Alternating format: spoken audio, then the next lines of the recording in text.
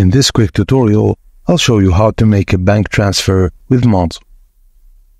Sending money with Monzo is quick and easy. I'll show you how to make a bank transfer to any UK bank account from Monzo.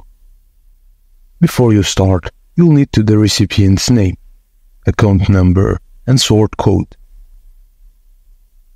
Next, open the Monzo app and tap the payments icon in the menu bar.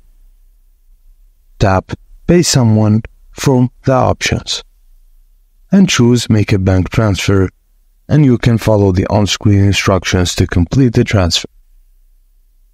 Transfers usually happen instantly, but in some cases they can take up to 24 hours. If you need to transfer more than £10,000, you'll need to request a limit increase in the app.